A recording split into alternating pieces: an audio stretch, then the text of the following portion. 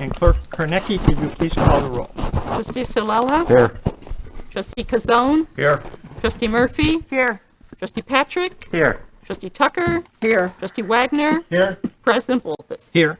Okay, let's all rise for the pledge and then remain standing for a short prayer. I pledge Allegiance to the flag of the United States of America and to the republic for which it stands, one nation, under God, indivisible, with liberty and justice for all. Please remain standing. Trustee Wagner has a short prayer for us. Heavenly Father, we come to you today asking for your guidance, wisdom, and support as we begin this meeting. Help us to engage in meaningful discussion, allow us to grow closer as a group, and nurture the bonds of community. Fill us with your grace as we make decisions that might affect the residents, staff, businesses, surrounding communities, and all those that enter the village of Villa Park, and continue to remind us that all we do here today, all that we accomplish, is for the pursuit of truth, for the greater glory of you, and for the service of humanity. We ask these things in your name. Amen. Amen. Joel, are you sending me down this stairs? I'm trying not to. Okay, the first item on the agenda is public comments on agenda items. get out that easy. Anybody have any comments on numbers 5 through 8? Clerk Kornecki, did anyone sign up? Yes, the first one I have is Sabella Erskine regarding the chicken ordinance, 6A.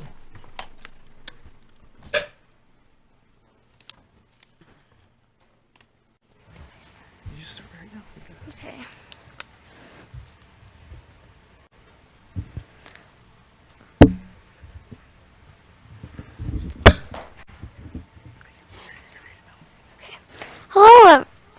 Hello everyone.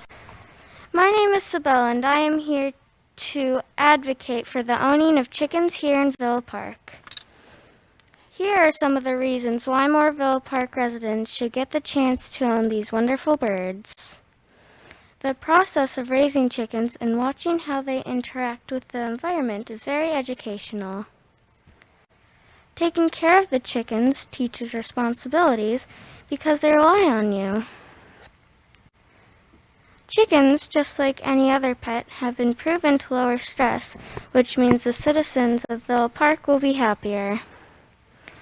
Owning chickens will bring the community together because neighbors will talk to each other about how their chickens are doing and give each other tips.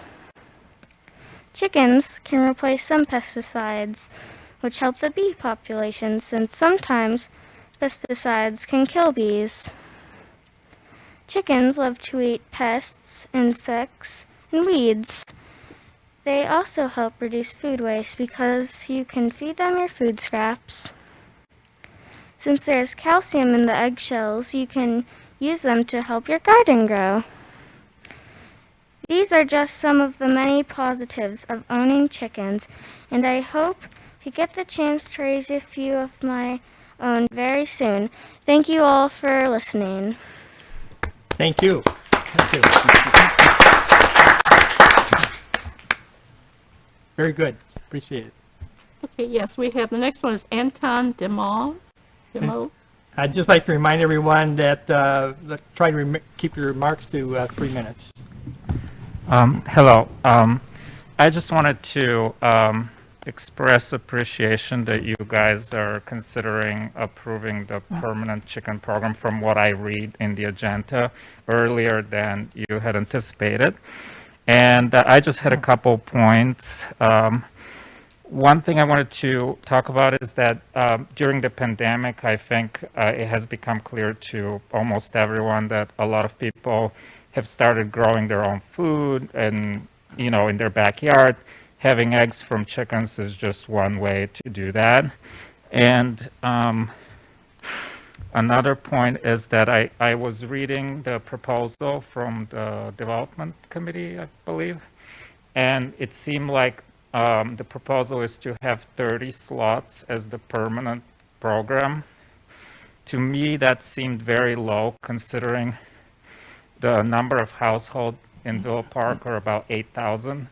When you count the percentage, that is 1/3 of 1% the households of Villa Park.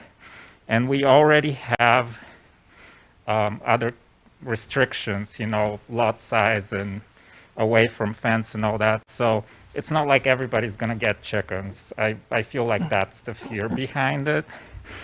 And just last point is, ever since we were on the program, it has kind of brought our neighbors closer to us. They always are curious about the chickens. And I think it's a great way to, bring closer neighbors together. Thank you. Thank you. Interesting. Okay, I have David Bravos. Hello. Thank you for letting us speak about this subject. I'll be a little louder if you need me to be. So I've been in Villa Park since 2008. I love it here, and I feel really blessed to be a part of the pilot program for the chicken ownership.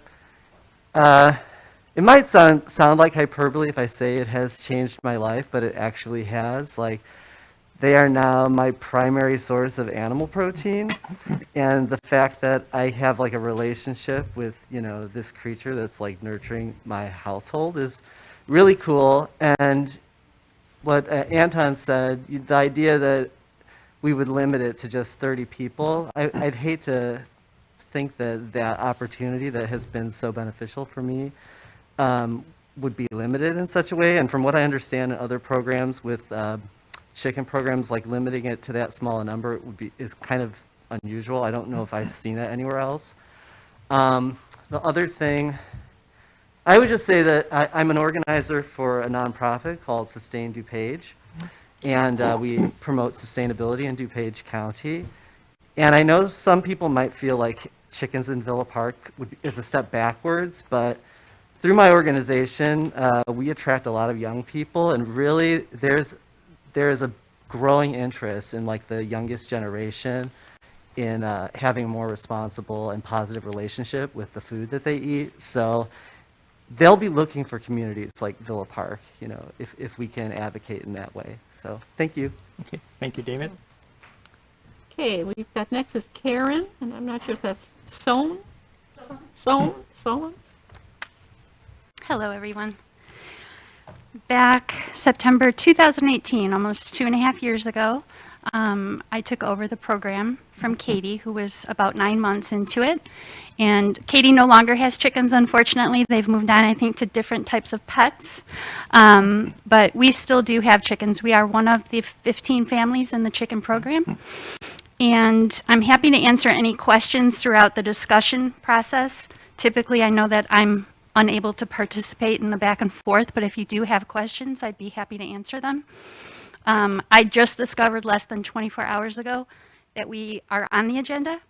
My understanding was it wasn't going to be until May of this year. So here we are, happy about that through the snowstorm. We're in a snow globe tonight. But I love hearing Sabella and how she has promoted chickens to you. I don't need to do that. And Anton and David, they both are extreme advocates for backyard chickens. And you do grow a relationship with your pet. They really are pets at this point. My big thing is that Villa Park is situated in a spot of the DuPage County that we are attracting homeowners because we have the pilot program. We have a lot of interest because of that. And I think that's a positive thing if it were to get written in. In the writing, I'm probably going to go over my 3 minutes, but there are a couple of things that have been proposed by the Community Development Department that would need to be, in my opinion, corrected or changed. The first thing would be, rather than calling them chickens, they probably should be called hens, because chickens could be male or female.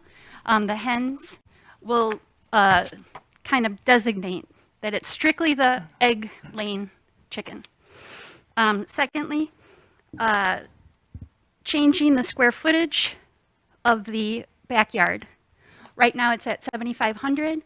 That really limits the odd-shaped backyards out of the program. I'd like to see that reduced down to 6,000.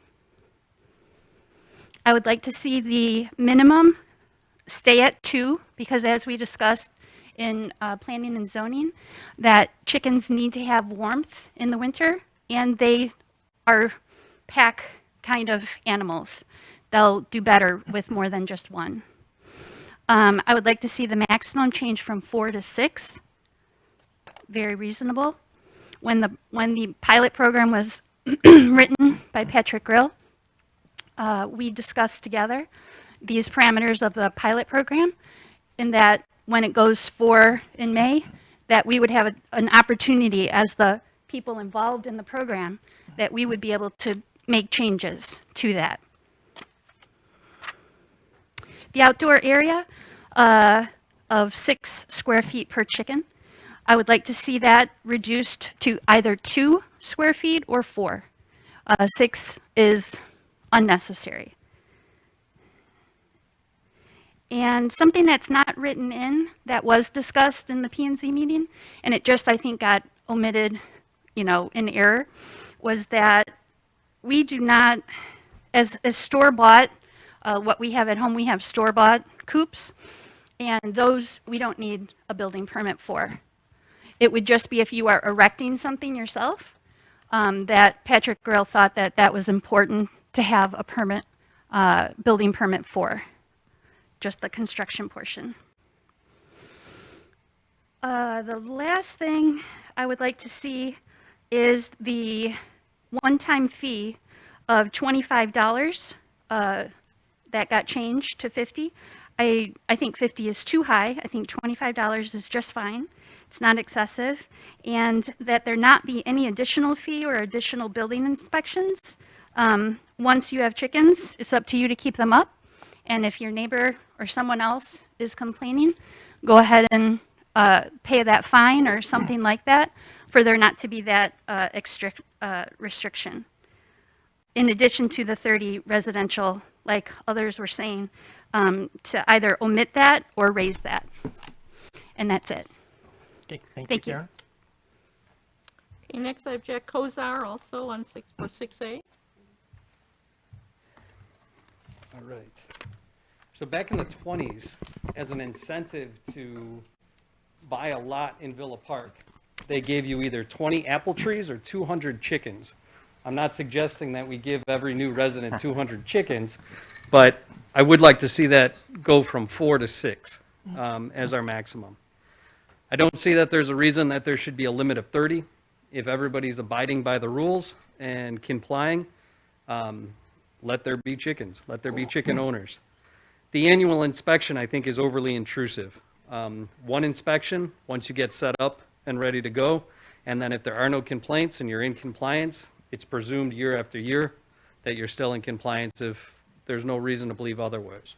If there is issues going on, then by all means, have inspections. We don't do annual inspections for dog licenses, beehives. We don't inspect cat homes.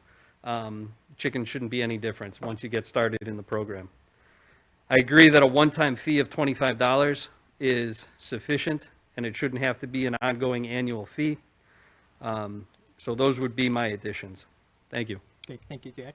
Okay, and I also have Angie Rojek on the same subject.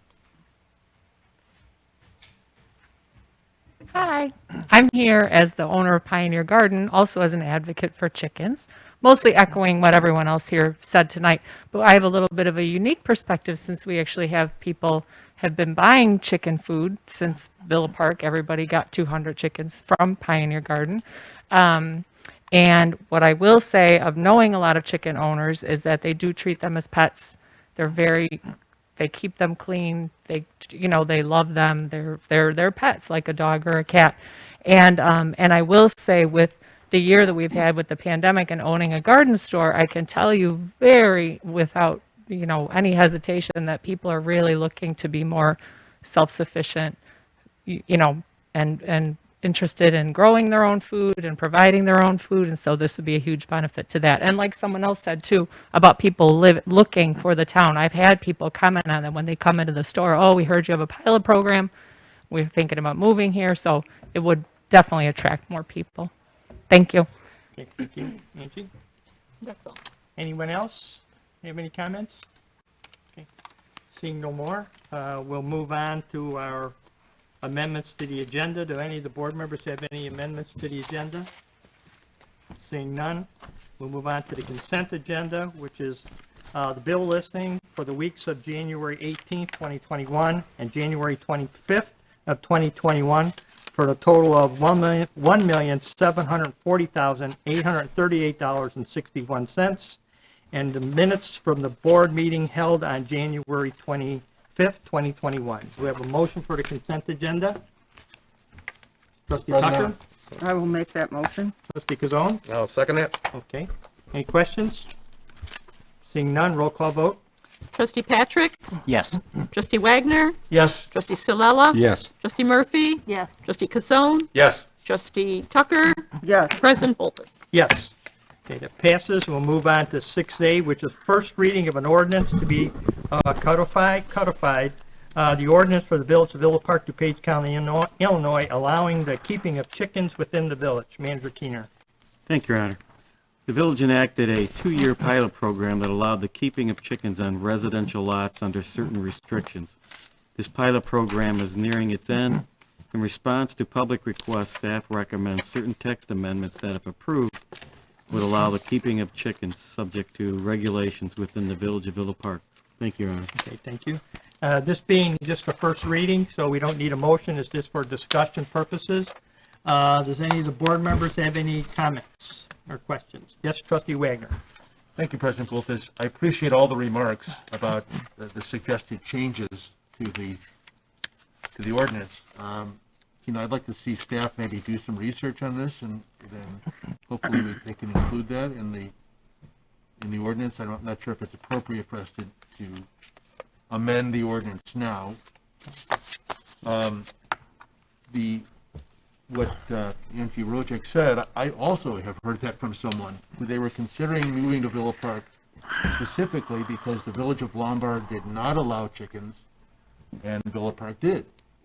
And the other point that they made is, in a time of food insecurity, having the opportunity to grow your own food is an asset. So I'm in favor of this ordinance. I'd like to see us make some changes based upon the suggestions made tonight. Well, do you have any suggestions? Because that's what we can bring back to, we have a number of suggestions from the residents about, the number of permits allowed, 30. Consuelo, do you have how many do we have now and how many we have on a waiting list?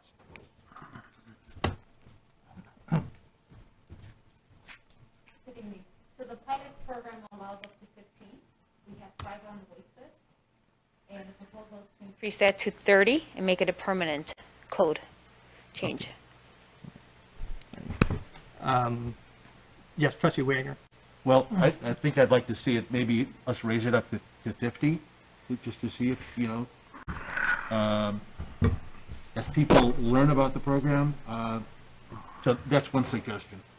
And I think I'll pass the floor to Trustee Patrick. Well, Trustee Murphy had her hand up there. I had a question for Consuelo, just wondering where that number 30 came from. Have we researched other communities and they figure there's a certain proportion based on the number of residents in the community, or where did the 30 come from? Yeah, absolutely. I did research other communities. Of the communities that I researched or received responses to my questions about this, I found 10 do have permanent programs that allow for the keeping of chickens. 5, unfortunately, those closest to us do not permit them. But the programs vary community to community, just like populations do. Communities that have comparable population than like us, like Villa Park, that would include Highland Park at 29,000 population, Batavia, Illinois at 26,000 population, St. Charles at 32,000 population. The rest are either a lot higher or a lot smaller, and they all have a limit on the number of chickens, and it varies again, but the average I would say is 4 chickens that they allow. The fees also vary. They range from 65 to a one-time fee to 70 for permit, and thereafter each time $30 per license fee to 35 for the permit and 25 for the license, 70 for the permit, 100. So it all varies. Communities such as Batavia, which is comparable to Villa Park or Highland Park.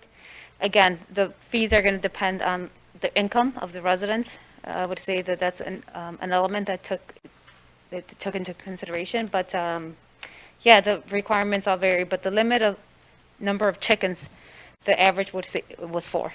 How about the maximum number of licenses? And so again, that varies as well. Some have no limits. Some do have limits. My research found that it varies. There's a limit of 8. There's also no limits. St. Charles has no limit. Elgin, which is a lot bigger, has a limit of 100. They started off with 15, tested it out, they increased it to 25, and then the last change was to allow 100. Bartlett has 25. So again, it varies depending on community. And Highland Park, you said, was very similar to our town? Highland Park, from a population-wise, is around 29,000. They have no limit. So it really varies. It depends on how, what we want it to be. It's very specific to community.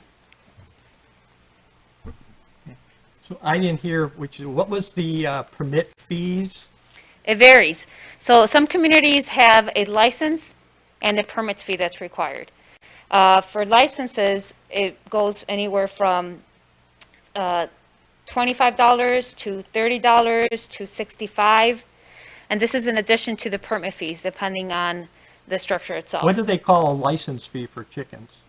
So there's a license fee for communities that have to monitor and the number if they have a cap. They also have their state requirements that may apply. It's very specific to the program that the community adopts. So there's a license to keep the hens or on the property, and then there's a permit that would be required for the construction or the addition of the structure to keep the hens. So they're two separate things, and it depends again on the community as to what the program looks like. Do they have the average of the yearly renewals? Some do, some do not have annual renewal fees. Some communities do. So again, it And that varies. varied, huh? Yeah, it does vary.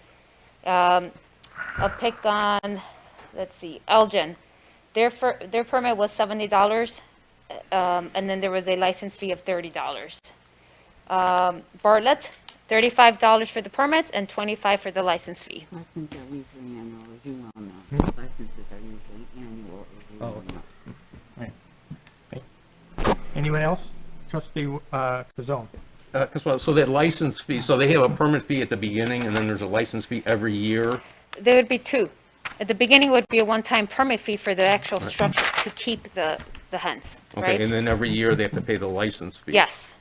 And that's to keep track of those households that have an active hens on the property, right? Some may drop off and they might not have them anymore. But in the event, for example, I'll use this as an example, in the event that there was an outbreak, the worst case, right? We would have the ability to have our registry to rely on what households have licenses. So we could notify them as needed, if needed. So that's a benefit of having a license, that every year they would be required to renew it so that we know who has them, who does not have them. There has been some instances, not a lot, for our community, fortunately, the ones that do have them, there haven't been any major concerns with them. There's a couple of instances where chickens were found on the street, where police were called, and they were able to verify what house they belonged to. They knocked on the door, didn't find the homeowners, they just went ahead and just placed them inside. So that's another benefit of having a registry to account for those. Yeah, I like the idea of having an annual license. If we could either do away with the fee or drop that fee from $25, because I think, they're trying, people that have chickens are trying to supplement their food supply. So I'd like to see that fee drop or eliminated. But I like the idea of an annual license so that the community knows who's got chickens and who doesn't. Like you say, in case there is an outbreak or a chicken gets loose, I would like to see that. What amount? Pardon me? What amount? I'm okay with Stick with the going up to 25? Oh, I'm sorry, for the fee? The annual fee? I'd like to bring that annual fee down to maybe $10. But keep or eliminate it. It'd be best to eliminate, but if we want to, just have some money for the operation of the license program. But I would definitely like to see an annual licensing. Okay. And about the initial fee? Again, I'd like to see that at 25, but I can understand that there is some work involved. But if we do raise it to 50, then maybe drop that annual fee or keep it at $10, bring it at $10. Anybody else? I do. Trustee Patrick? Thank you. One of the best things about Villa Park is that we are a unique community. And being part of a unique community, we have the ability here on the board to make changes, adopt ordinances, or do what we have to stick out from these other communities. We are not Elmhurst. We are not Lombard. We are not Bartlett. We are not Elgin or St. Charles. We are Villa Park. And these decisions that we're talking about right now are on us. We have the ability to make these changes and set the precedents for other communities that would like to follow us. All of the individuals that spoke tonight have given clear evidence as to why backyard chickens are beneficial for the community. It's huge. I mean, sustainable DuPage, we talk about that. Originally, like what Mr. Kozar said, it was either 20 apple trees or 200 chickens. So at one point we were there. Now I understand that there are concerns about like the pros and cons of chickens, but when you talk about an outbreak, the most thing that I have heard about was salmonella. And you know what? You could get salmonella from just about any other pet, reptiles, turtles, frogs, anything, a garter snake in your backyard. The last time that we had a global epidemic in the United States due to chickens was, well, I don't even know when, if that's even a thing. I would like to make a motion to amend this to incorporate all of the things that we were talking about here. I don't think that this needs any further research. We've had over a year for the village to talk about this, to do their research. And Consuelo, you said that out of the communities that you were able to get information from, that there were only 10 communities that responded to you. Is that correct? Or No, I got more than 10 responses. The 10 that do have the program. I found Okay. 10 communities that do have an active program. one of the things that I would like to see too is some consistency with our ordinances and codes. One of the residents had also brought up that we have an ordinance for a dog permit, a dog license. Well, the fee for a dog license is $4 annually. I don't know how big of chickens people are going to be getting, but the size of a chicken does not even compare to the size of a dog. So if we are going to be requesting a fee for people to have this, I don't mind the one-time $50 fee, but the annual registration fee, I don't think that pertains at all. And the other thing is why are we only limiting to 30 households? If we are going to be fair and consistent, we should have all of our residents have a fair and equal opportunity to benefit from this program. So I think going forward, we do away with the limitations, much like St. Charles, or I think you said Elgin did as well. But then again, this all comes down to us as the village. There's nothing that says we have to follow all these other residents' programs. We could do our own and see what works. So I have researched this from the beginning. One of the first things that I voted on from being elected here was the Backyard Chicken Pilot Program. So from that day, I have been studying this and looking at a lot of this stuff. So I would like to go forward and make a motion to amend this right now. So I agree that the minimum square footage of a yard should be reduced to 6,000 as opposed to 7,500. The square footage per chicken, I also believe, should be reduced to the, I believe it's like 2 to 3 or 4 to 6. There's no reason why one chicken needs 6 square feet of of room. If you have chickens, they are small, they don't really need a lot of space, and actually too much space isn't that great for them in a coop either. I do agree that we need to raise the limit from 4 to maybe a 6. I don't think that's much either. And then also store-bought coops. They shouldn't require a permit either. I think there's a lot of things in here that need to be changed, but I would like to make a motion right now to amend that. And to be precise, I would like to propose that the minimum of 7,500 square feet be reduced to 6,000. A maximum of 6 chickens, I should say 6 hens, and reduce the square foot per chicken to, I believe it, Karen, was it 4? 2 to 4, yeah. And that the initial building permit, I understand that and agree with that. But again, I have a beehive in town, and I went through the village's program to have a registered hive through the state of Illinois and Illinois Department of Agriculture, as well as here. And I had not paid any fee to have my beehive structure up on there. So what I would like to see is the building inspection fee of $25 stay, the one-time fee of $50 stay, but do away with the additional $25 annual inspection fee. And then most of all, the maximum of 30 residential zoning lots to be licensed, I say we should do away with that and have it open so that way all residents have the ability to share this experience. That it? Anything else, trustee? If anybody has any questions, you know how to get a hold of me. Okay, so you had no other comments? No, not on that. Okay. I think where the 7,500 square feet came in, because that's the average lot size, usually are 50 by 150 in Villa Park, so that's probably where that came in, so. Can I question that then? Comment about that too is, so I guess I'm not understanding why exactly we encompass the entire square footage of a lot when we are referring to just a backyard. Yeah. Because there are people out there that have huge front yards and very small backyards. But even these smaller backyards are more than enough to house and home 6 chickens, if that's going to be our... I'm not arguing with you, I was just clarifying. Okay, you know? so Okay.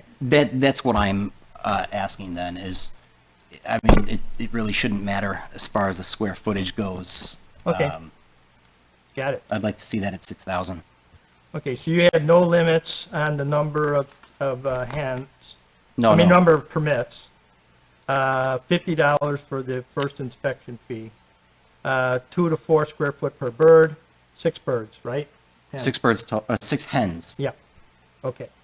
And 6,000 square feet. Yes. Anyone else? Trustee Reagan. Thank you, President Bulvis. I just want to ask a general question, and maybe Trustee Patrick can answer, or maybe, with your permission, maybe that someone from the public can answer. I like the idea of backyard chickens, but I want to make a wise decision.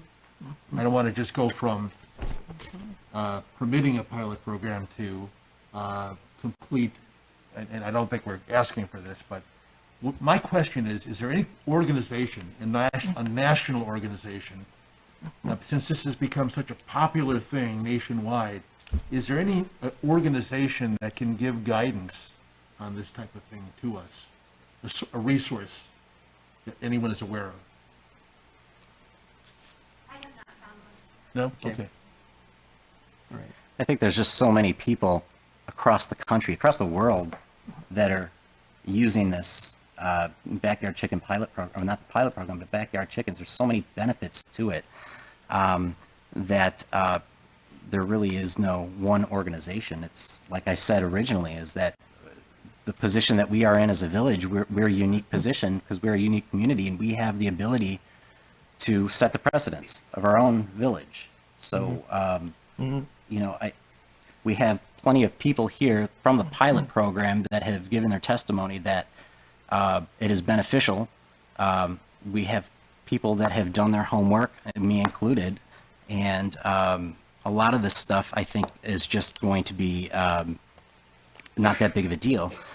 One of the reasons that I do ask that we move on this quickly is because originally we had said that this program, we would vote on it or make a decision in May.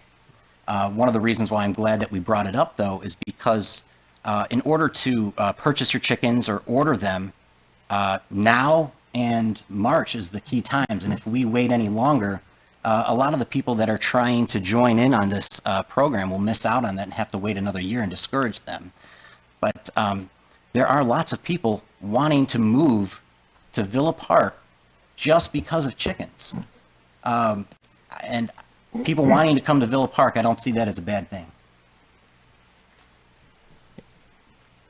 Yeah, you know, like I was mentioning to the attorney, I grew up with chickens. We usually had about 100 chickens, but I was on 15 acres.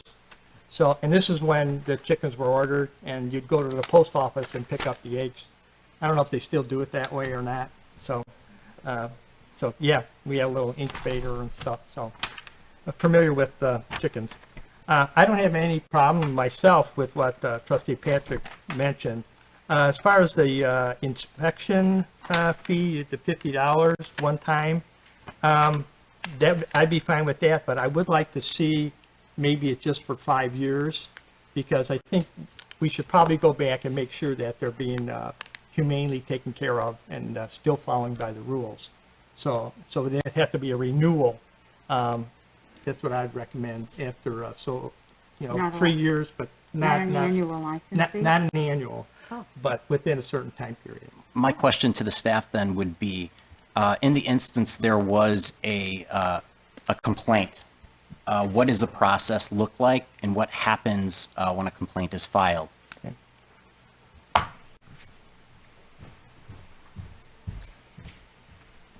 The Community Development Department will handle the complaint, and typically... Well, I don't think they can hear you at home, because I can hardly hear you I'm here. sorry, yes, I'm trying to keep my mask on, but like any other complaints that we received, we will follow up with an inspection of the property.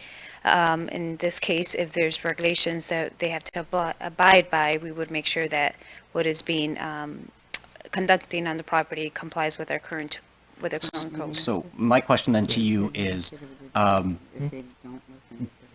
regardless of the chickens or whatever, if there is a complaint about an ordinance, the inspector will come out and investigate. Is that correct?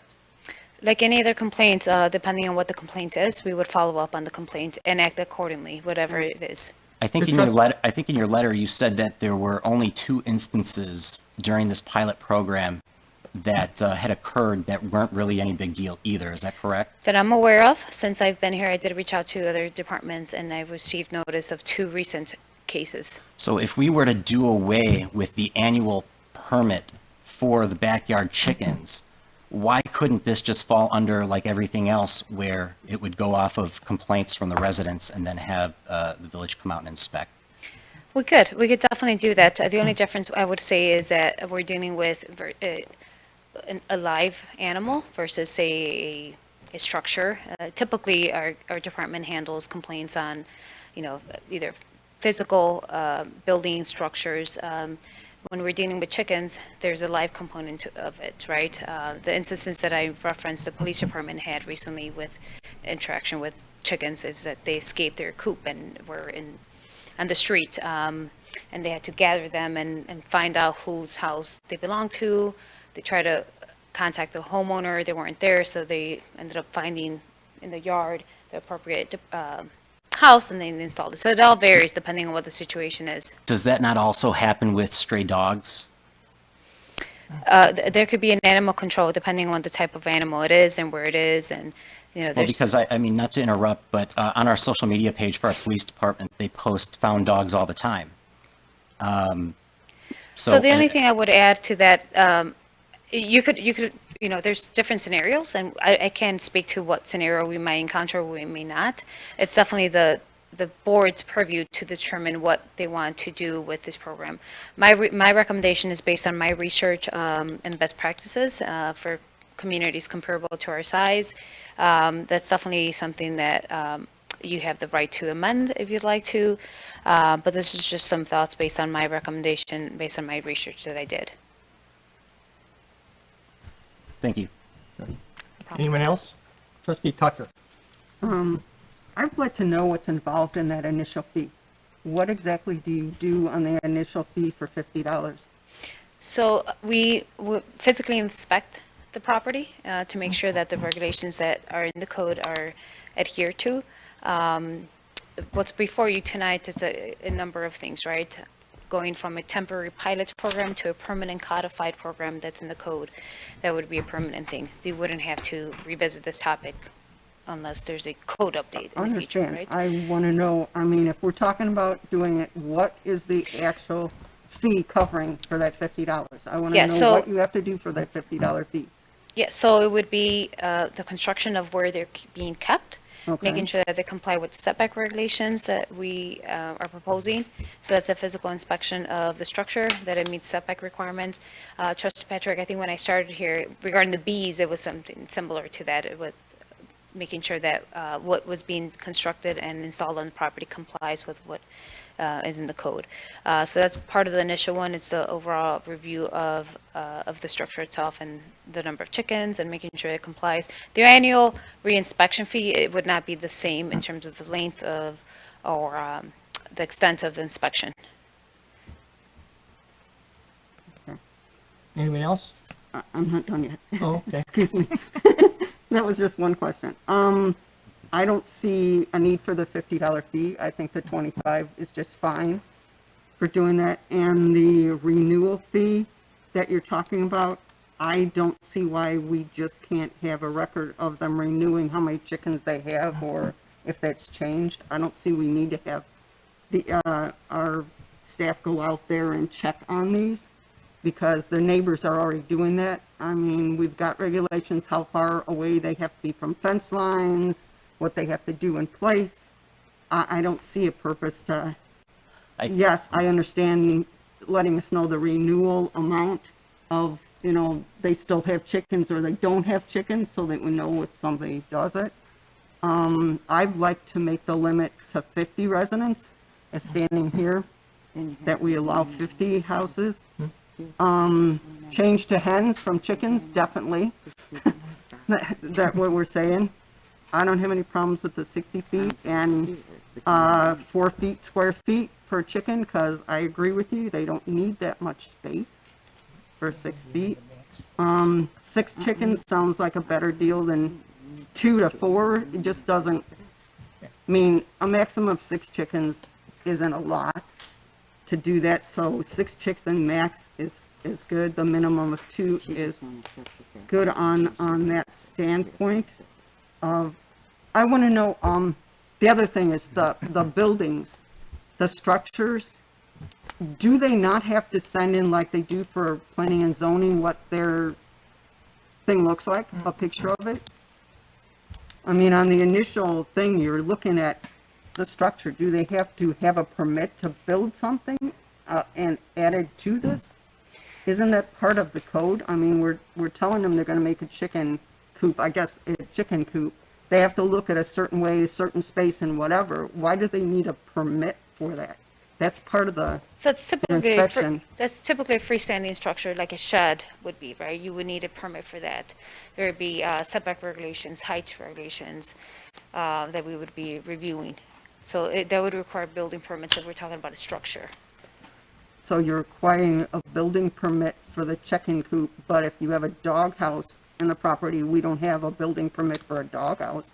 So this is something that's for your consideration and review.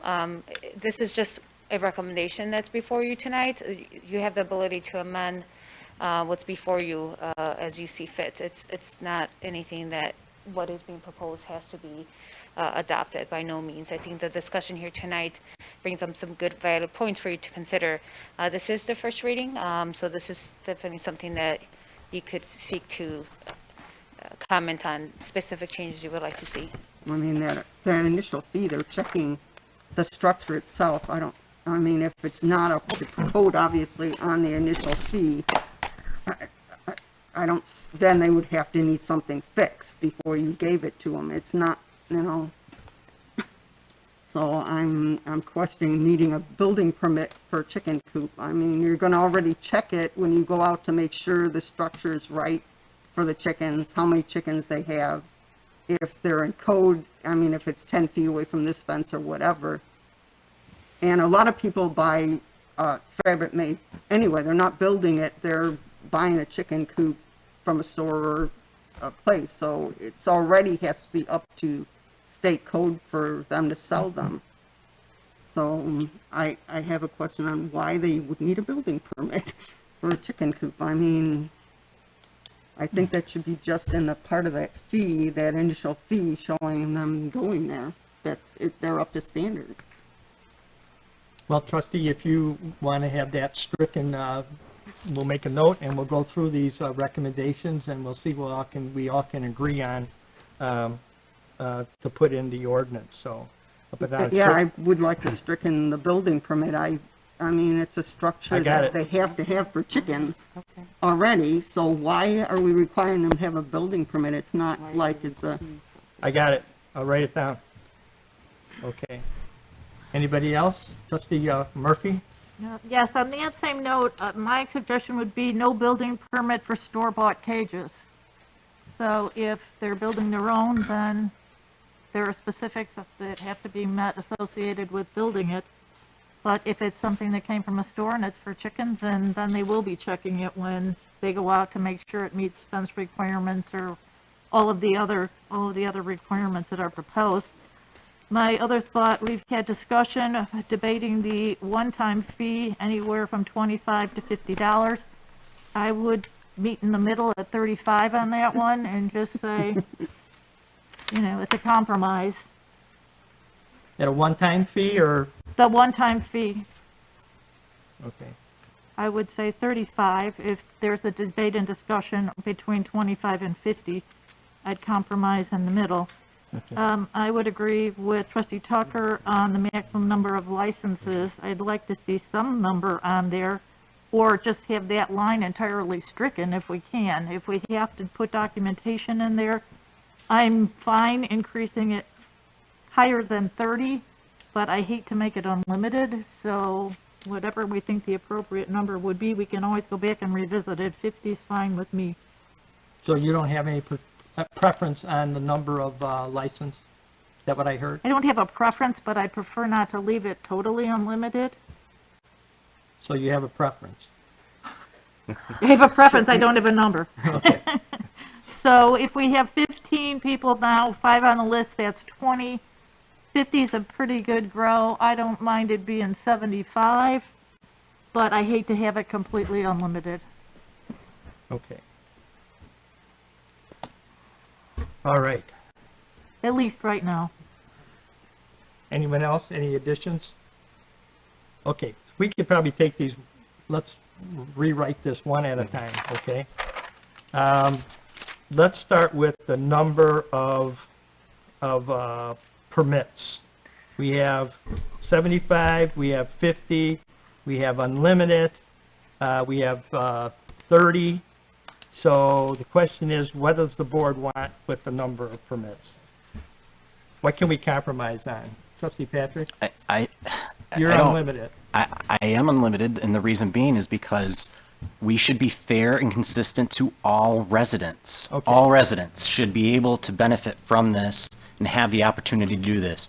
There should be no way or reason why people should be trying to get it. I don't even think you're going to have that many people signing up for this, but all residents, we should not restrict our residents from benefiting our society, our environment, and themselves in any way, shape, or form. At all. All residents should be treated equally and fairly, and that is why we should allow everyone the opportunity to have this by not having any limits on that. Okay. Anybody else want to chime in? How many? Trustee Ciela? I say unlimited. Okay. Nick? I'd like to see a limit, and if it comes to the point where we have, an overwhelming amount of people that are on a backlog, I would, I wouldn't mind limiting it at a higher number, 50 or 75. Tell me a number. Let's go 75. Okay. But you just said unlimited. No, he didn't. But you just said you wouldn't mind unlimited. No, to limit the number. Oh, yeah. Yep. Bob? I'd like to limit it to 50. We can always revisit it. It's, I don't think that, we are 15, we have 5 waiting. I think it's reasonable to say 50. Okay. Cheryl? I stated 50 to start off, but I agree with them. If we get a huge amount on the waiting list to show that we have the unlimited amount of residents he's talking about on it, we will, I'd be glad to look at this and move the amount up, but I would like to have an amount at 50 right now. Is this not somewhat similar to what we do with our liquor licenses? I mean, every now and again, someone comes and requests a new type of liquor license, and Well, we the only liquor give license, we approve those individually when they Right. come up, and then they continue on every year unless they violate it, What do you so. think I do? How many permits do you want? Do I want personally? So far, I got 2 no's, a 75, and 2 50s, and I'm gonna put down 50 for myself. All right, then I'll go 50. That's fine. 450. Okay, so we got 4 people that say 50, That's the majority. 175 and 2 no limits. I think the 5th, 75, said he could go with 50. So the majority of the board wants to put a limit on the number up to 50, okay? Okay. I think this one might be a little easier, the square footage of the yards. It's set right now it's 7,500, and the recommendation was 6,000. I'm okay with 6,000. Everybody's okay with 6,000 square foot? Okay. All right. Hens. Number of hens? Hens.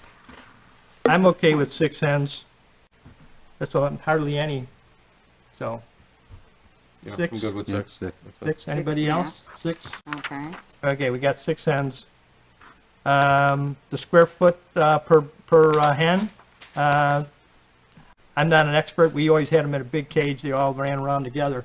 So 2.4 square foot, if you say that's a 2 to 4 square foot is acceptable. Okay, everybody?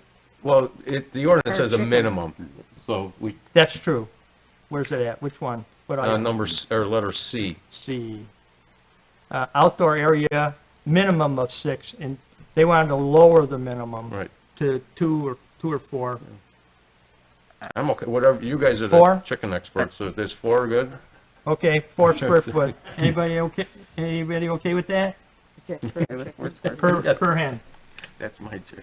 okay? So we already got, so the inspection fee, so it'd be a one-time $50? Is that what we're saying? No annual renewal? Yes. Yes. We had 25, 35, and 50. Yeah, we're gonna have a 50 one-time fee. Okay? And then it's unlimited, even though I think maybe somebody ought to come and make sure that they're being properly maintained. Some people get kind of lazy even with their dogs. So, but, if the board's okay with no renewal, it'd just go on for. It's a problem. Yep, it's a problem, good. Your Honor, the issue is if you're going to limit the number, then you got to keep track. So if you're gonna because limit the number of You birds, got to have hens, an, and. so if you say only 50 households can have it, and somebody comes to you, how do you know if you can issue them a permit or not? Well, if I may, Trustee Patrick, yes. I apologize. If I may, isn't that what our code enforcement is for, though? They would get complaints from a neighbor No, no, that no, they have no. more than 6 No, that's not hens. what we're talking about. At the end of the year, you come and you apply. How do we know if we're at 40, 42, 51, if you don't register annually? So if you have a limit, there has to be some way of knowing, how does this board know to increase the limit if we have 50 as a limit and we've got 5 on the waiting thing. Or So if that's the somebody, or issue. somebody dropped out and they didn't tell us. Right, they didn't drop okay. out, so we could reissue without any So question. one thing that I would add to the ordinance then is a simple line saying that if you no longer have a coop, you should inform the village. Well, Yeah. that's not gonna happen. That's not gonna happen. So, people don't call us and tell us that. But Trustee, Nick? Yeah, I like the idea of having an annual. It can be something simple, and I mean, we're all computerized now, where just, you go online and either the village sends out a statement or a questionnaire at the beginning of the year, you know, do you still have your chicken? Yes or no? You know, you want to renew your license at no fee, and then, That's the then we issue can is the keep fee. track. I mean, it should Okay. be, That's it the should be issue. minimal, I would think it would be minimal manpower that would take. And then that way we can keep the fee at 0. It's just a license, Yeah. an annual license, so that the village is aware. And then also, you know, then we know for sure, you know, like I say, if there's a chicken running around, you can say, okay, there's 2 of them on this street. It's got to be Yeah. one of them. So, Yeah. is there a fee involved in this I annual? would say no fee, but if we can keep it very simple, just, you know, something that it's an automatic send out, you get everybody's email, you send it out, and then it Well, comes back. somebody has to, if the staff has to do it. Yeah. You know, I just wonder if you want to have that person's time being compensated, you know? So, I would like, at this point, say no, but if it looks like it's going to be a lot of time, then we can always address it at that point. You know, if after a couple of years, staff is spending hours and hours of time tracking it down, then we can always Yeah, address it at that it point. can all be done electronically. Everybody Yeah. should supply us with an email address and it can all go electronically, so. So no annual fee? Down in Annual that end? license, no fee. Any, what? I would Annual say license, no fee. No, it's a an initial annual license. registration, no fee. And I'm talking the annual. Oh, an annual Yeah. license? Well, That's what we were just Yeah, saying. You yeah. have to have an annual An annual renewal license would so be a that we know. actually a piece of paper? No, just what you said, confirmation Right. via just wanna- email. Okay. But we gotta call it something. Okay, so you have to call it something. Right. Okay. A renewal. We got Renewal it. The license, renewal renewal. fee Okay, would so be, annual renewal, but with no fee. Okay. right, that they have to renew. Okay? Everybody okay down there? How about over here? Okay with that? Okay. Is there anything I missed? The initial fee was. $50. Was 50, 35, 25. No. It's, the initial fee is $50. That's what we all agreed on. Uh, 50, I don't know where you came up with 30. It's $50. no, we had a discussion about 25, 35, or 50. No, and we weeded that down to $50. That So was we're the gonna first thing have I the brought. initial fee, $50. Yes. And then no renewal fee. That's correct. Did I miss anything? Yes, What? possibly. Changing the terminology from chicken to hen, Yes. got that? And how are we feeling about no building permits for store-bought cages? Oh, that's good. Yes. If it's store-bought, I don't see, we should be okay without a inspection.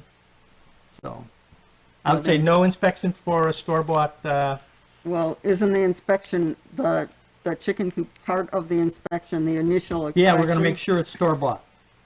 Okay. Yep. If it's We're coming store-bought, out. they don't need a building permit. If it's Correct. man-made, they do. If is it's what you're saying. store-bought, they don't need well, do they need a permit if they're building it themselves? Yes, yes, I got a question. yes. You could have the possibility of constructing your own shed or buying a pre-built shed. Both require Yeah, permit yeah. replacement. I'm just throwing it out there. That's true. I can buy a shed. Yes, trustee. And I totally agree. The thing is that a lot of the coops nowadays are mobile. Mhm. So with the store-bought ones, I think if you are planning on building a permanent structure, then I think the building permit fee should apply. However, if it's a store-bought mobile, I don't think there's any need for a building permit. Yeah, that's a good point, because they move them around on the yard, so you can move them around. And just to add to that, the beehive that I have in my residence, it's movable as well. And if we're going to stay consistent with our ordinances all around the board, there is no annual fee or no annual renewal fee in Villa Park to have a beehive. Okay, so no permit as long as it's not a permanent structure. That's what you said. Yes. Okay. Correct? So there's I'm no sorry? building permit unless it's a permanent structure, Sounds good to me. okay? Deal. And then there'll be the building permit fees. So. Yes, trustee Kazon. I hate to beleaguer this conversation, but one thing, changing this ordinance from chickens to hens. You know, later in J, it says no other poultry, including but not limited geese, ducks, and turkeys. Poultry is, I think you need to at least keep chickens in the beginning of it. You can put hens in the rest of it. We say roosters are prohibited, but what's the keep? Okay, I want to have pheasants in my backyard. No, it says It's it's a hen. I can get a pheasant hen. So, you know, I like the idea of keeping the chickens in there. And we're saying no roosters, you know, roosters are prohibited. Even though Jay says no other poultry, but You don't when like you say a pheasant. hen, what kind of hen are you talking about to begin with? And You have to get the and I've scientific got an name for attorney sitting next to me, so that's why I'm asking the question. I don't know what you have against pheasants, honestly. Are they harder to raise? Okay, let's put down, let's see, which one is it that says all chickens, you want hens? Let's put down all chickens / hens. There you Yeah, go. okay. All right, there you go. That's fine, as long as we know it's chicken. All right. I think we hit them all? Yes. Okay, so that'll be, Maynard has it, the attorney has it, Consuela has it, so that, but those corrections will all come on our next board meeting. Okay? All right. President Olfus, one question. No. Yes. Okay. I just want clarification. The $50 fee is them to inspect with no building permit, correct? If Is it's a what we're talking store-bought about. one, there's no building permit, but if it's, What if it's a mobile one that they build, though? Then Sure. you don't need a permit. You're you don't need a talking- permit. You don't need a permit, right? Right. As long as a mobile chicken Right. coop, we do Yeah, not need 'cause a permit. it's going to say permanent. If it's a permanent structure, then they need it. Yes. Thank you. Okay. We're done with the chickens. Good job. Let me find my place here. Good job. Okay, that was number 6A. That was 6A. number 6. Now we we're move on to 7. 7. Okay. Oh, here it is.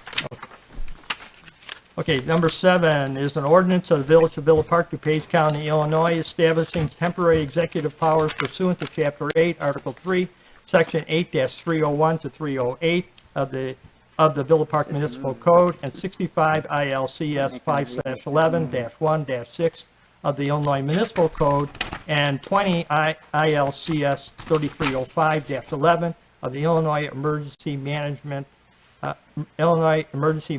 Act. This ordinance extends the temporary executive powers contained in ordinance number 4189, approved by the village board on January 25th, 2021, until such time that the village board can reconvene in open meeting. Do I have a motion for the ordinance? Trustee Kazone? Mr. President, I'll make that motion. Trustee Siala? Second. Okay, any questions or comments? Seeing none, roll call vote. Trustee Tucker? Yes. Trustee Murphy? Yes. Trustee Wagner? Yes. Trustee Patrick? Yes. Trustee Kazone? Yes. Trustee Salella? Yes. President Bol. Yes. Item number 8 is a resolution of the Village of Villa Park, Page County, Illinois, approving a contract with Spear Corporate of Rockdale, that's supposed to be? Rochdale. Yeah. In Indiana, for the replacement of the Jefferson Pool Diving Board in the amount of $27,581. Manager Keener. Thank you, Your Honor. The diving board at Jefferson Pool has reached the end of its useful life and is in need of replacement. The average lifespan of similar diving boards is between 15 and 20 years with proper maintenance and care. The existing diving board is 32 years old. The Parks and Recreation Advisory Commission unanimously voted to recommend the replacement of the Jefferson Pool Diving Board. If approved by the village board, a permit for the installation of the board would quickly be submitted to the Illinois Department of Public Health. It is the goal of staff to have the board installed prior to the 2021 pool season. Due to the specialized nature of this apparatus, staff requests waiving the bidding requirement. Quotes were gathered from 3 reputable companies for the purchase of a replacement diving board. Approval of a contract with Spear Corporation in the amount of $27,581 for the replacement of the diving board at Jefferson Pool is recommended. This purchase will be taken from the building fund account number 67-502-02401. Thank you, Your Honor. Okay, I'm looking for a motion to accept the resolution with waiving of the requirement for competitive bidding. I will make that motion.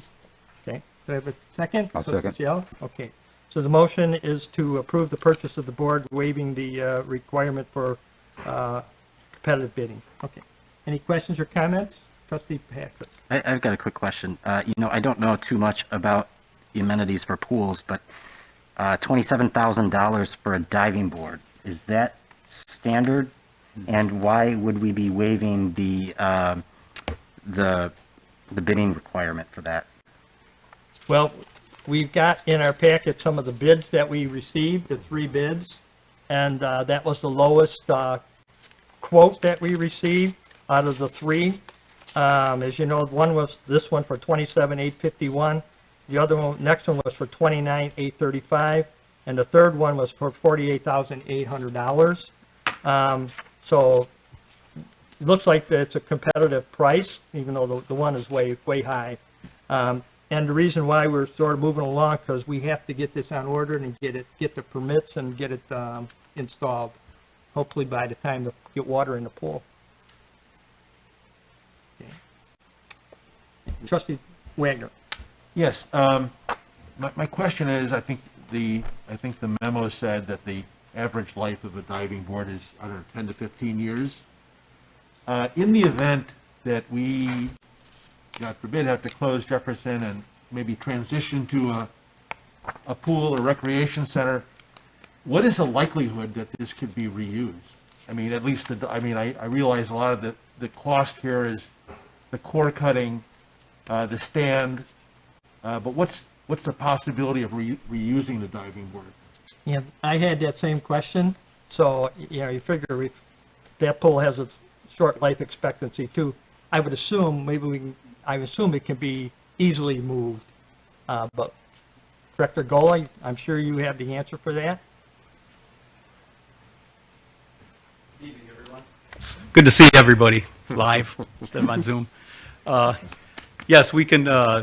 We might have to replace the base, but everything else could be used. And we would definitely move it to a new pool if we were so lucky as to get one. Okay. Anything else, Trustee? No. Anyone else? Okay.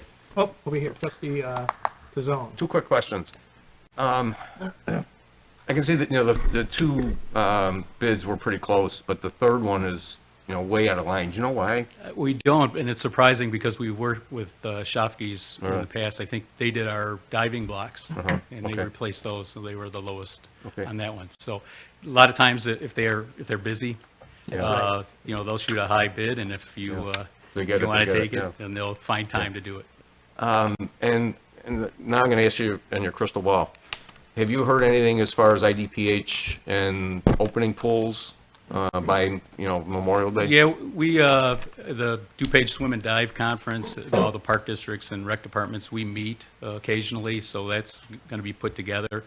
We'd still go through, if we're in phase 4, we'd still be able to open. It's 50% capacity. We did some rough numbers. We'd still, I think our bather load is upwards of 900 people, and 50% if you can have a group of 50 people and then another group that's 30 feet away and then another group of 30 feet away. So if we're still in phase 4, we should be able to open. Okay, thank you. You're welcome. Trustee Wagner. I do have one more question. It's not really related per se, but the manager was kind enough to answer some questions for me last week, and I know that the heater that we used at Lufkin was salvaged, and we were able to use that. I just want to know, what other things were we able to salvage from Lufkin Pool that's reusable at Jefferson? We saved a lot of the bathroom fixtures, the interior stuff. We saved the fun umbrellas, those big giant umbrellas, and we moved them over to Jefferson. The fixtures, they said, fun umbrellas, did some notes, the lifeguard chairs, that type of thing. So we were able to salvage some of the stuff. Some of the stuff, like the diving board over there, was in the same condition. Thank you, I appreciate that. That's all I have. Trustee Tucker. Could you just explain the time frame so they understand why we need to have this diving board approved now and not wait until we know for sure the pool season's going into effect? Sure. We'd like to submit it to the health department and basically hopefully get it approval within 6 to 8 weeks.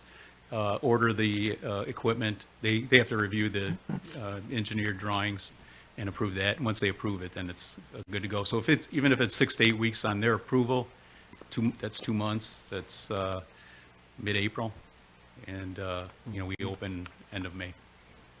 Is that the county health department or the state? Yeah, county. County. And then the other thing is, all the other park districts and municipalities are going to be submitting their, not necessarily diving boards, but their plans for approval from the health department. So we don't want to get caught up in that quagmire and risk a longer process.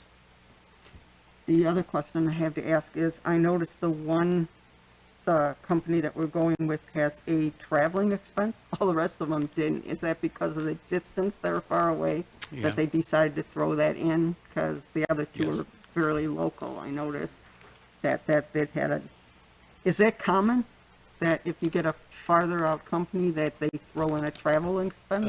Usually we have most of our companies that we deal with are close by, so, but I would imagine it's a normal practice. Okay. Because I was going to say that it's just kind of weird. We normally don't see a traveling expense on our... Yeah, but you've still a low bid. Correct. Yeah, oh, I know it's a low bid, but I'm just, normally we don't see that on our thing, so I just wondered, this is a little out, I noticed it's quite a distance for most of the contracts you have are local, so that's why. Anything else? Anything else? No. Okay, anyone else? Seeing none, roll call vote. Okay, Trustee Wagner? Yes. Trustee Murphy? Yes. Trustee Kazone? Yes. Trustee Patrick? Yes. Trustee Silella? Yes. Trustee Tucker? Yes. President Bolkus? Yes, that passes, and we'll move on to the next item, which is public comment on non-agenda items. Clerk Kornecki, did anyone sign up? Yes, Karen Salam? Okay. Hi, everybody. When we originally approached the board, or P&Z actually, about the ordinance change for the chickens, you had graciously suggested that we do a pilot program. So I understand that it's your pilot program that you wrote, but coming into the agenda, I was not notified. No one in our program was notified. So I think there's a lack of communication. So I want to talk about the process. Maybe I'm missing something. But I've noticed before that if I'm on the agenda, I would like, when you guys get your packets, I would like whoever's on the agenda to get the packet, to review it, to make sure there aren't any errors, to be able to notify other people, or have the village notify the people that are involved in the program that was tonight. I've had my email publicly put out there on the website. I've had my telephone number. All of these things should be redacted. It was a mistake. But had I gotten a packet, I just feel like the program, one, needs to inform the people on the agenda, and two, needs to have a little bit more communication with any meeting, P&Z, or these board meetings. So unless I'm missing something that, we're not allowed, I don't know. I don't know that technicality. So I guess I'm asking that. Okay. Yeah, it's something we'll have to work on. I get your point. As far as the Okay. P and Z thing, all the neighbors around the affected property do receive a notice in the mail on a planning and zoning item. Okay. Plus, it's published in the newspaper, and it's also listed on the village website. So that, they do a lot more communication with that. Sure. As far as like you're referring to like these chickens issue, yeah, we will have to work on that. Okay. I just want to let you know from my perspective how the communication could be better in town. Okay, Thank you. Okay, and also Jack Kozar, one more person. All right. I want to comment as to the last meeting that we were here on 125. I had 2 variances up. One died an untimely death, which is the parking variance. That's over and done. Perhaps that will be readjusted at another time. I know I can't bring it in as a variance for another year. The second one was the outdoor entertainment. And I've talked to the majority of the trustees up here, and there was confusion on what everybody was voting for on that night. I think that that variance should come back to the board, be put back on the agenda, and have a clear vote as to what's being voted on.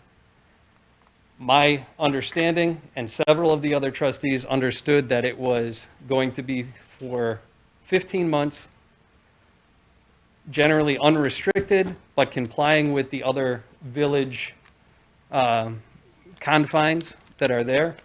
And then within 15 months, we would come back and see, has 324 or Kozar, or however you want to title it, abused that privilege? What's the pros and cons? What do we want to do at that point? The provision of Friday and Saturday was in there, but it wasn't really discussed. And like I said, a number of the trustees didn't have the same clear understanding of what they voted on. So I would like to ask that that be brought back and discussed, and a clear vote taken on what we're actually passing, so that everybody's on the same keel with it. The motion to reconsider would have to have something different about it, because otherwise you can't bring it back when the new session starts May 1. So I take it out. Yes. If it were to be brought back, it would have to be brought back on a motion to reconsider, if it is brought back in the same form as was voted on. Motion to reconsider would have had to occur either that night or the meeting immediately following, meaning tonight.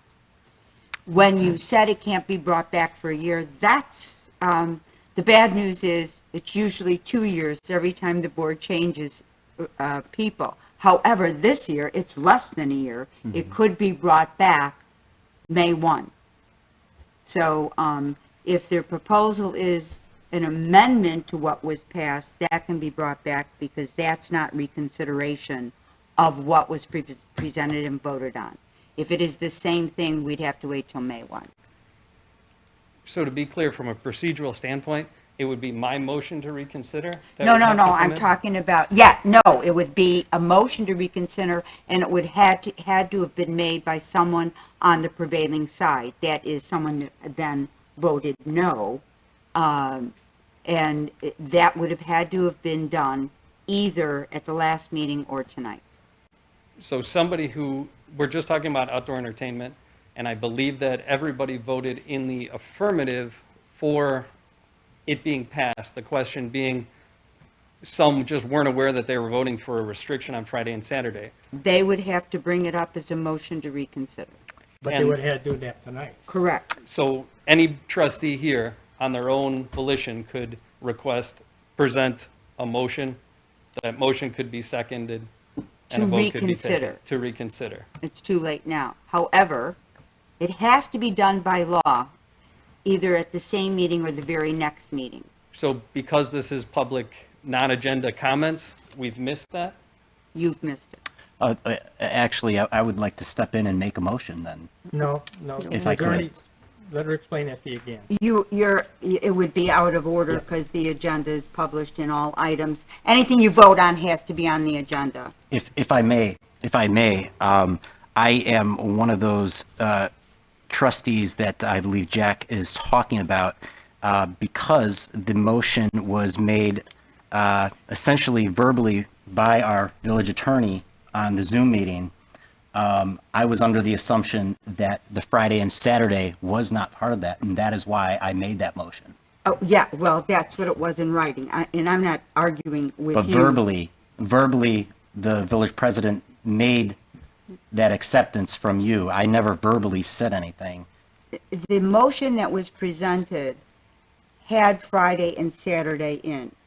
That, and what we... I made the motion. It was in writing and submitted to the public. It was in writing in your packet, and it had Friday and Saturday. The only motion that I suggested, which was voted on, was making it 15 months, so that we could come back and reconsider it. But I believe if you look at the video of the meeting, immediately following that, you said there were no restrictions in days and time. I didn't say, it doesn't matter if, I did not say that, but if I did say it, it's irrelevant, because what was relevant was what was physically distributed in the packet. Otherwise, Trustee Patrick would be correct. But we are bound by what in fact was on the public notice for the variance before the Plan Commission, and then what was distributed. Now, having said that, Trustee Patrick or any other trustee could come to the village president and request a new ordinance so that it's not a reconsideration of the same wording. Mm-hmm. And that can be done when? It could be done with the permission of the administration, the manager, and you as president. It would have to go back for a public hearing because it's a variance, and then it would come back to this board.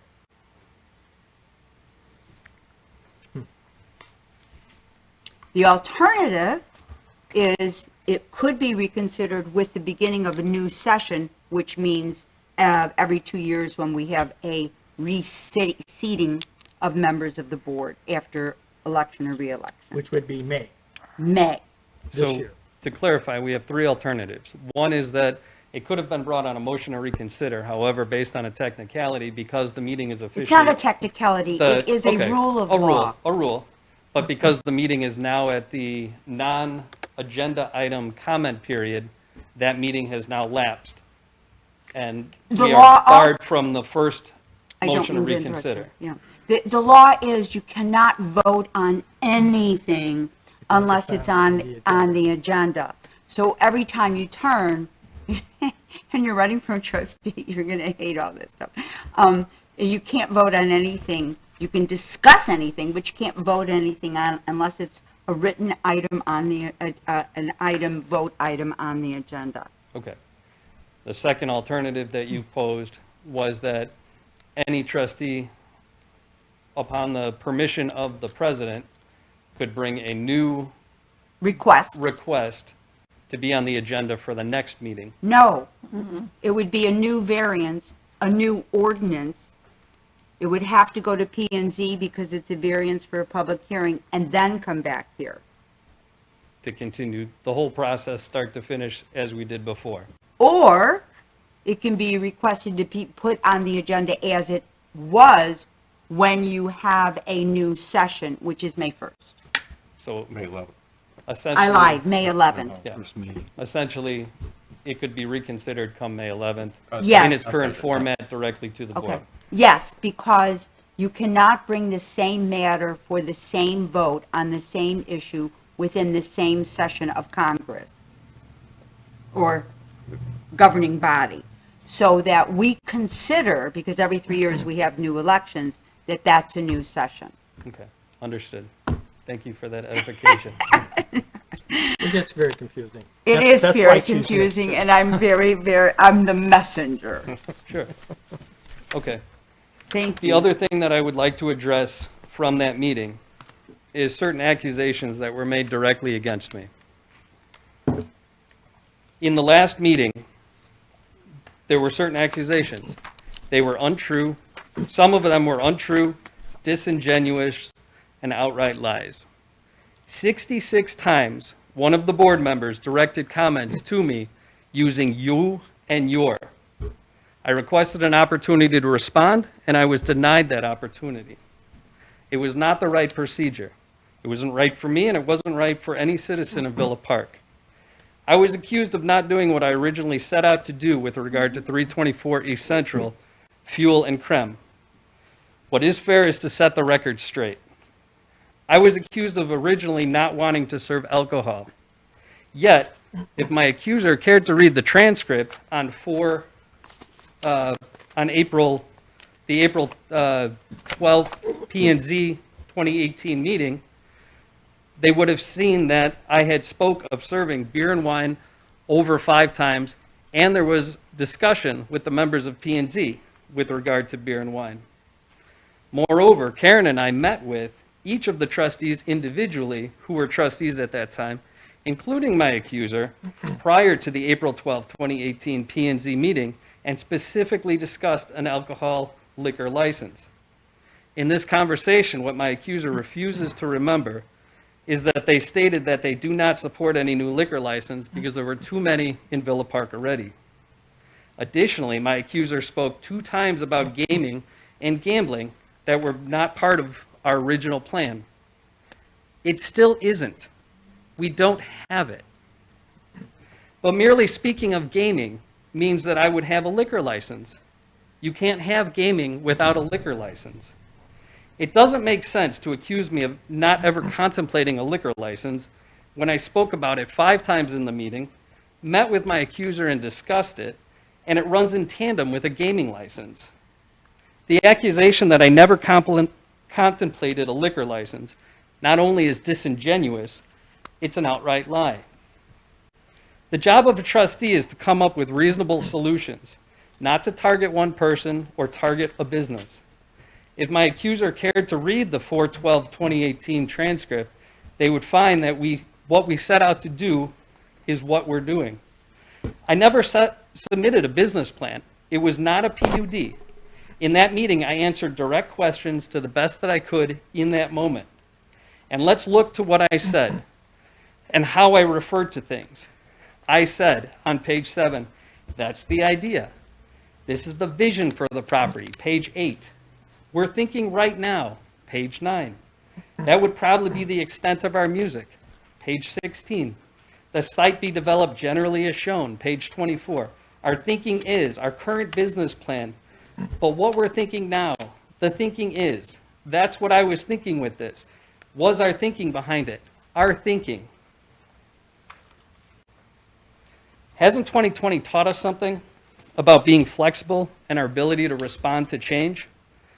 We took an old contaminated gas station, turned it into a family-friendly place, the first in the Villa Avenue area to be anything like that. You can get a drink, you can get a pulled pork sandwich, you can have an ice cream, and you can eat from a food truck. It's what we set out to do, it's what we're doing. So I question who is so jealous of what we're doing that a trustee would spread lies about it and about what we do. A trustee is elected with the trust of the voters. A lie is a breach of that trust. Villa Park deserves better than that, and we deserve better than that. My accuser disparaged me for seeking multiple variations. But it's okay to come before this board and seek a variance, or 6, if that's what's needed because of an outdated code. Staff should support reasonable requests. Trustees should support innovation, and some of you do. Some of you do from a position of unselfish public service. You look at it from a perspective of what's good for Villa Park. It's not us against them. It's just us. I don't want to have to defend myself and defend fuel and creme and a movable feast. I want to work to improve our village. People are watching. Would-be residents are watching. Would-be investors are watching.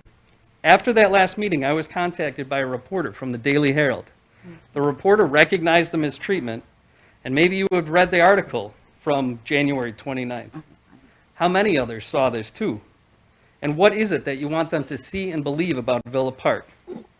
The comments of my accuser on 125 certainly did not represent the diverse, forward-thinking community that I know. For those of you that are listening and watching tonight, don't give up on Villa Park. There are some really good people in leadership here. There's really good leadership in this town. I hope that the voice of one detractor whatever their true motivation is not louder than the many voices that see Villa Park's potential. Thank you for your comments. Okay, we'll move on. What has to do with something on the agenda? I just wanted to make one comment briefly about the original discussion, that reconsideration. Well, Can we the do that? reconsideration. Well, we were discussing, Jack was discussing these three options, one of which was suggested to be reconsideration, Okay. but it's my understanding, based on what your ultimate objective is, we wouldn't want to reconsider it because, from what I'm understanding, you want to remove the Friday and Saturday restrictions. So a reconsideration, if I'm correct, would just basically be a reiteration and re-vote on what was exactly written. So even though you're suggesting we can't do it because we missed the window, I don't think that's what you're hoping to accomplish. You know, we've already discussed that issue, trustee. Yeah. So I'd rather not revisit it. I The agree attorney, wholeheartedly. The attorney addressed the legality and how it should go, and I would like to move on. Perfect. Okay. With that, we'll move on to the clerk's report. No report. Okay, we'll move to the trustees' report. We'll start on my right with trustee Patrick. All right, thank you. Good evening, everyone. Thank you for coming out today. Really quick, I just wanted to touch base on an incident that occurred last week.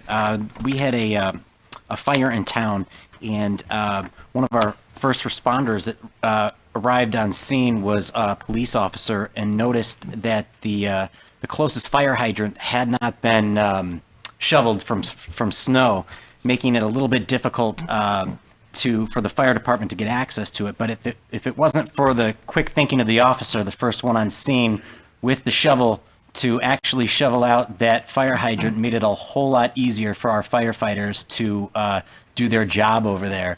So I really wanted to commend those officers that were there first on scene.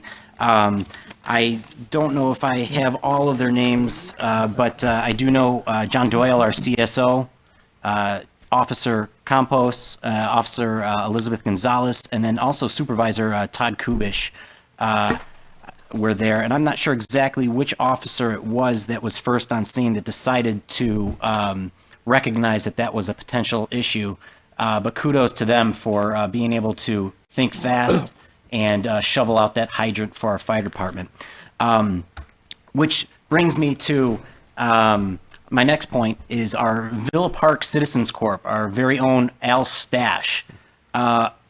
After witnessing some of this, went on social media and created the Hydrant Clear Challenge. Basically what the Hydrant Clear Challenge is all you have to do is you have to take a picture of yourself by a fire hydrant that you cleared out 3 feet around all side and post it on social media with the hashtag Hydrant Clear. There have been, since it rolled out, since Al rolled it out, there have been many people taking up the challenge and going out to their local hydrants and shoveling it free of snow, making it so that way our firefighters and our first responders don't have to waste any time, because in emergencies like that, time is of the essence. So shout out to Al Stash and the Villa Park Citizens Corp as well. But if you have an opportunity, if you see a hydrant in your area, go ahead, clear it out really quick. It doesn't take long. And the time that it takes you to clear out that hydrant is so valuable to our first responders that are responding there. So again, remember, hashtag Hydrant Clear with a picture of yourself next to the hydrant and post it all over social media. And I want to thank our first responders, both our police departments and our fire departments. This is a hard time we're all dealing with. Very hard time, especially for you guys. So I want to say thank you for all of your hard work, and keep up the good job. Thank you. Trustee Chiala? Nothing this evening. Trustee Kazone? Just a quick announcement about the Economic Development Commission. Will be meeting on Wednesday, the 17th, up here at City Hall at 5:30. If you're interested in helping out some of the businesses in the area or getting on the commission, we've had a couple that have resigned in this past couple of weeks, so we're looking for people to be on the commission to help some of the economic development. And I'm glad Trustee Patrick had mentioned that, because I saw Al's post today on Facebook, and it's really cool. It's an interesting and a great idea, kind of like the Adopt a Hydrant program and the painting, and we had a couple years ago. So it's a great idea, and like Trustee Patrick said, try to keep those hydrants clear. And that's it. Okay, thank you. Trustee Murphy? Just a quick shout out basically to everybody, the staff, the residents during this inclement weather. We've had significant challenges with the amount of snow, the time of the snow, in addition to Public Works, who we see out all day during this bad weather cleaning snow.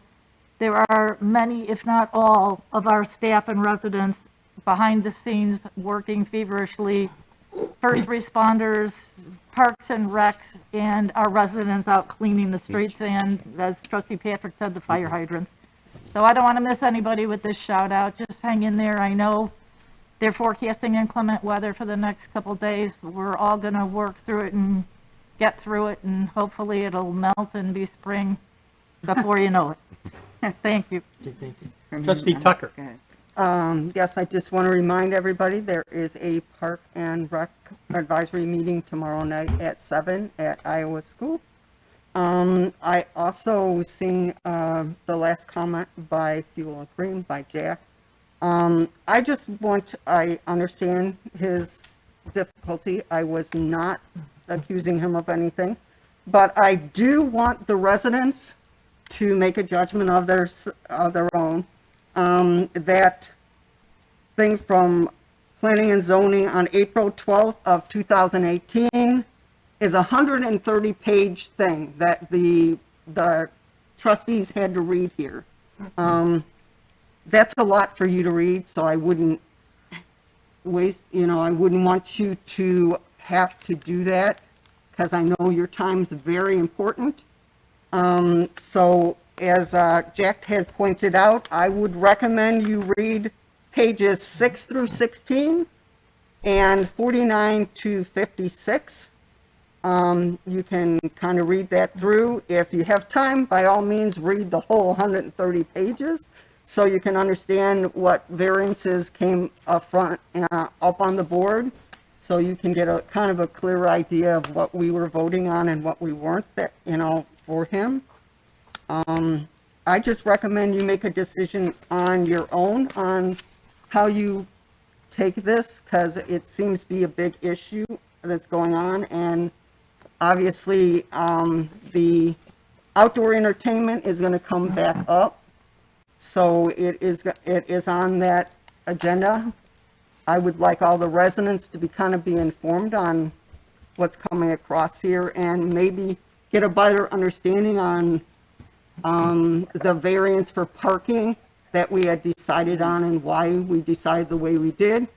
That's the best way for all of you to be educated with what we go through, because just like you, we have to kind of read the variances and everything else that goes on in the village and try to make the best decision for everybody in the village. That's all. Trustee Thank you. Wagner? Thank you, President Boltis. Just want to let folks know that Tri-Town YMCA will have another mobile food pantry, which they call Nourished and Healthy, and that's going to take place on Friday, February 19th. I think they're still looking for food distribution volunteers. You normally work from 3 p.m. to 6 p.m. Make sure you dress warm. And it's at Jefferson Middle School, so they continue their great work in the community. I want to let folks know that the Environmental Concerns Commission is resuming their Green Champion Award program. They didn't do it last year, primarily because of COVID, but this award was started in 2016, and the commission created the Green Champion Award program to recognize outstanding environmental achievements of individuals, groups, organizations, and companies in Villa Park. If you've distinguished yourself in areas of energy efficiency, renewable energy, conservation of natural resources, recycling, green produce, water conservation, transportation, and other areas, we'd love to see those nominations. And if you go to the village website and you search for Green Champion Award, it'll take you to the page, and you can fill out the nomination form electronically, or if you're old school, you want to print the form out and mail it in, you can do that as well.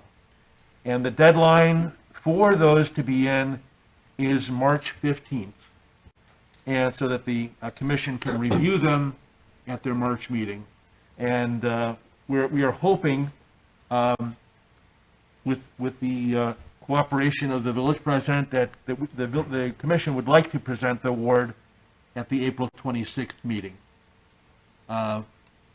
So, you know someone who deserves that award, the commission would love to have that nomination.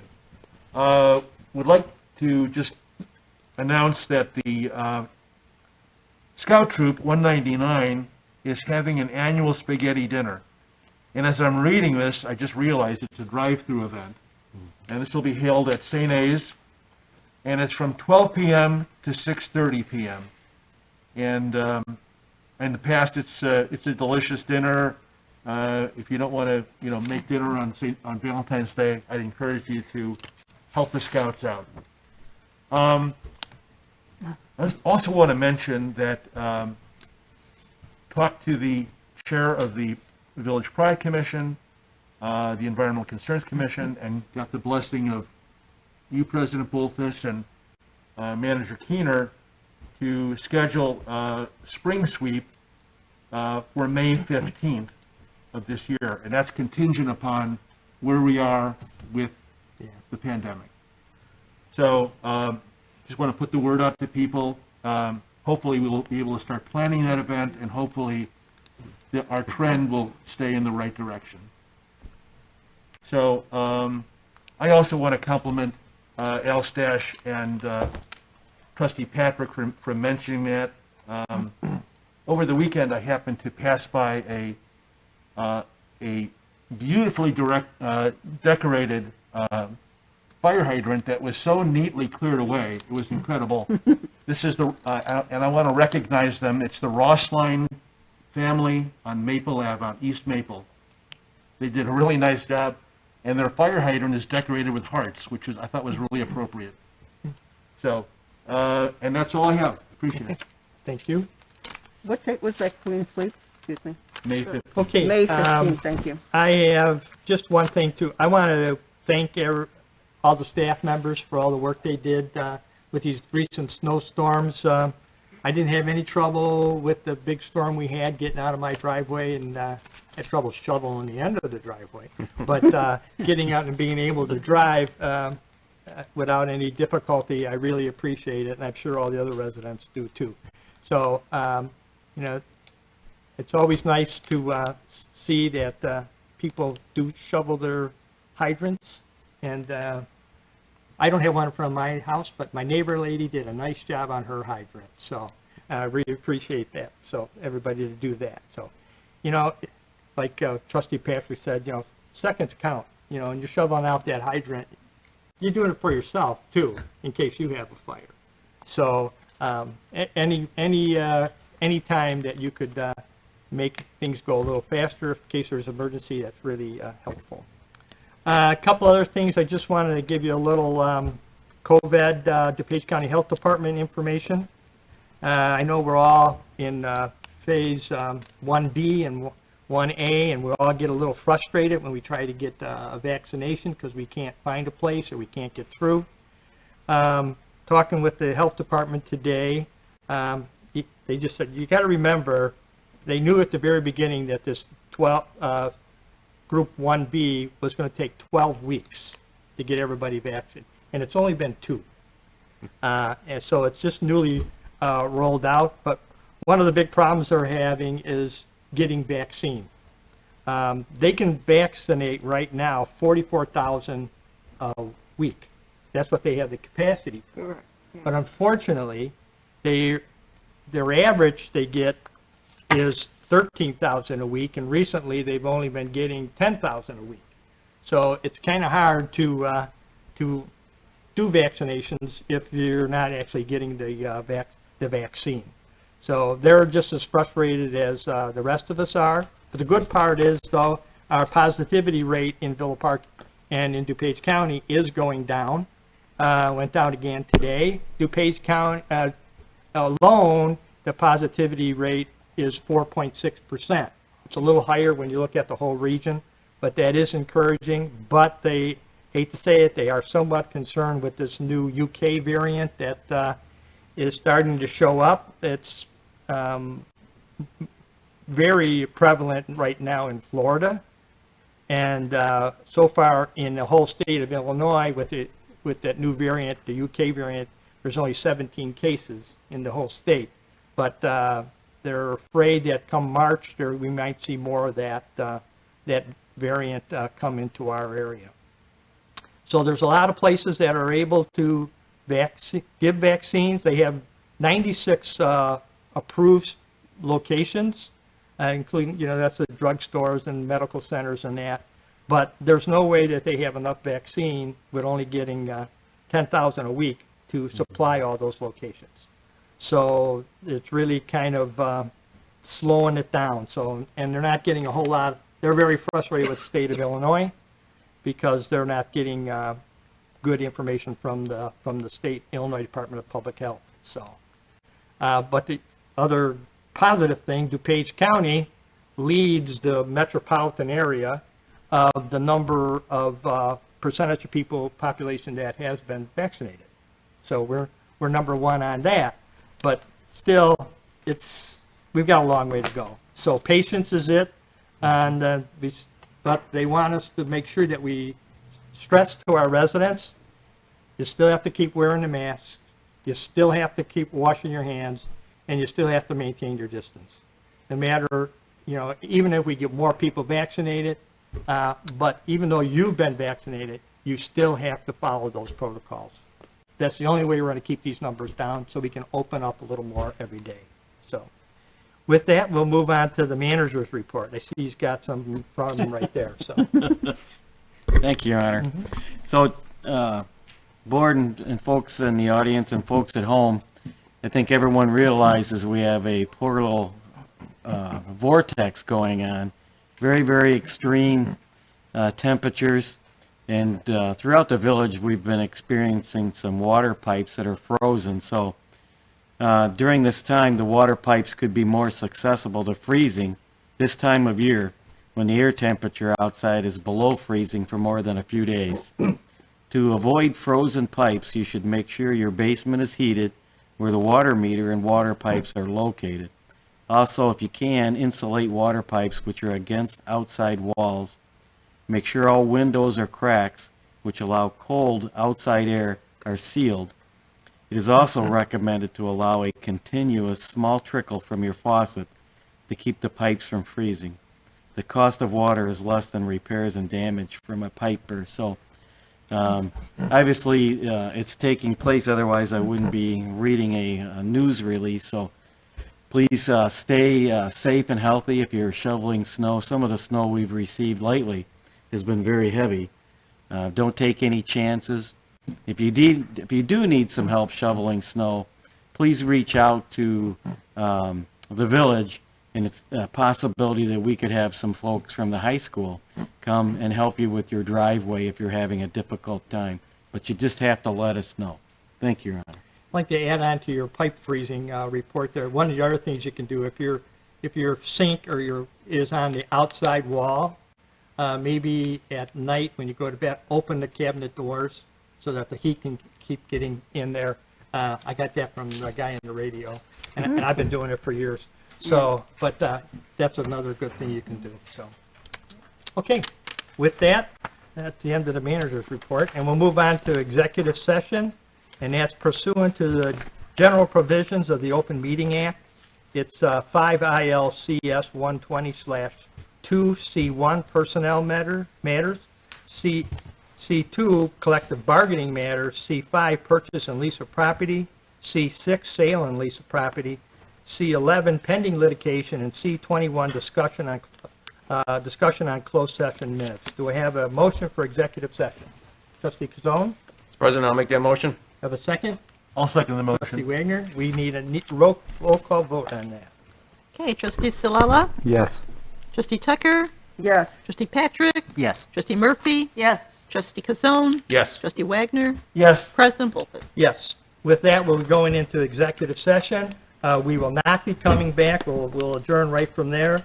Our next board meeting is on February 22nd at 7 o'clock right here. Okay.